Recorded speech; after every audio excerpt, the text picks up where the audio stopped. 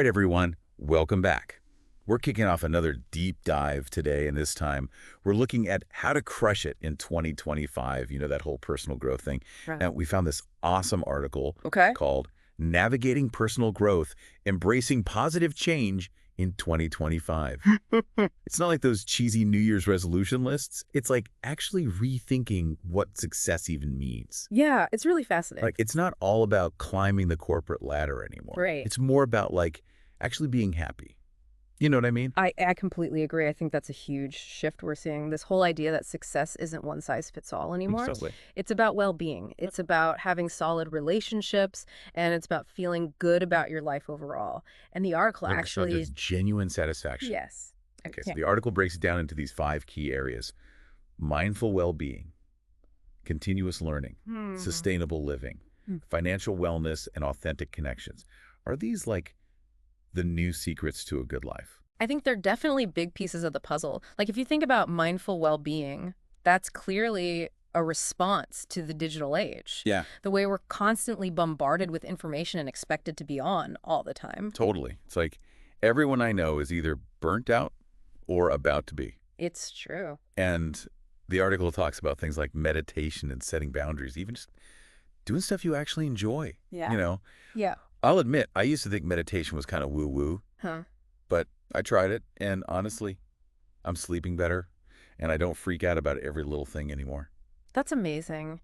And it's so interesting because even those small changes Yeah. in how you manage stress and your mental state, Yeah. they can impact every other part of your life. I can see that. If you're less stressed, you're more present, you can learn better, you connect better with people, and you can make smarter choices about your money and how you live. It's all connected. Exactly. Okay, so that brings us to continuous learning. Yeah. And it's not just about, like, keeping up with the latest gadgets or whatever. Right. It's about being able to adapt, Yeah. right? Because the world is changing so fast. Absolutely. The days of learning one skill and coasting on that for your whole career, those are long gone. Oh, for sure. The article talks about taking online courses, Yeah. reading a variety of things, going to workshops, even just being curious and asking questions. Oh, yeah. I actually took this amazing course on, mention a specific learning platform topic recently. Oh, cool. And it was, like, mind-blowing.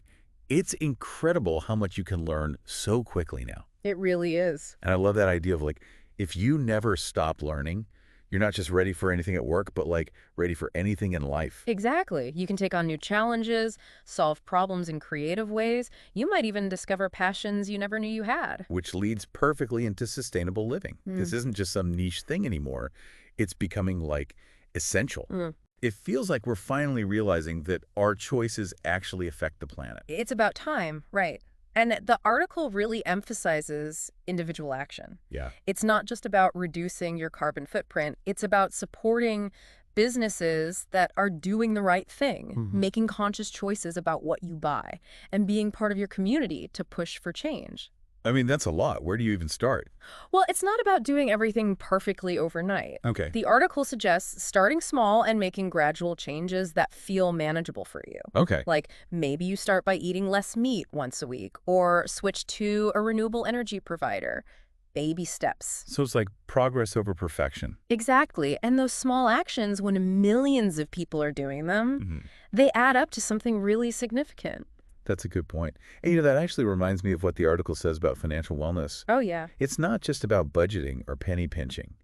It's about having that security and flexibility. Actually go after the things you want in life. Yeah. You know? It's about having choices. Yeah. Like building resilience, having multiple income streams, investing in your skills so you're valuable, really understanding how money works, being ready for anything. I can see how that could be super empowering. If you're not constantly stressing about money, you're more free to explore new things, take risks, invest in yourself. Absolutely. It's like having this solid foundation so you can build the life you want without constantly worrying about finances. Okay, so last but not least, we've got authentic connections.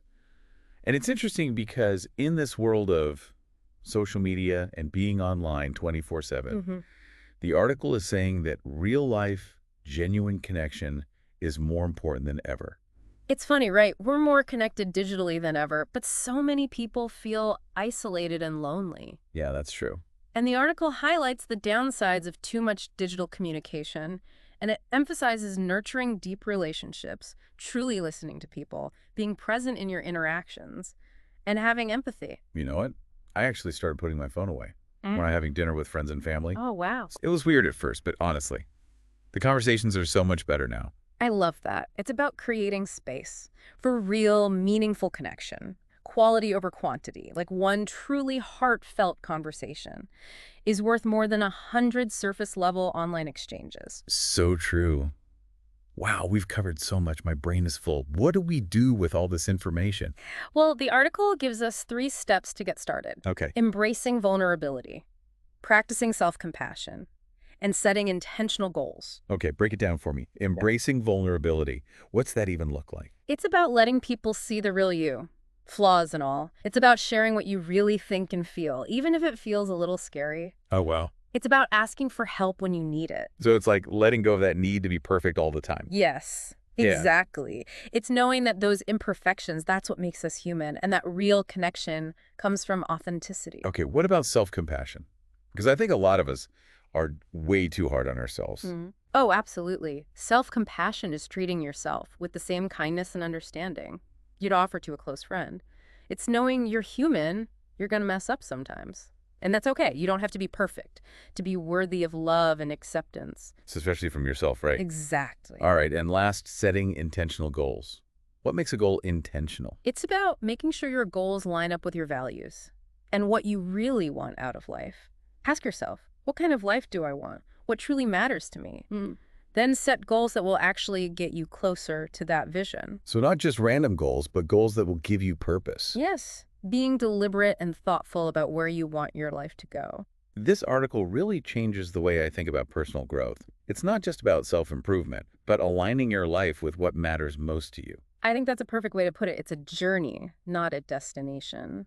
So as we head into the new year, the big question is, what area of personal growth really speaks to you right now?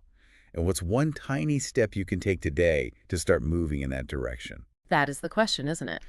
Well, that wraps up this deep dive. I hope you found it useful and maybe even a little inspiring. Me too. Remember, this journey of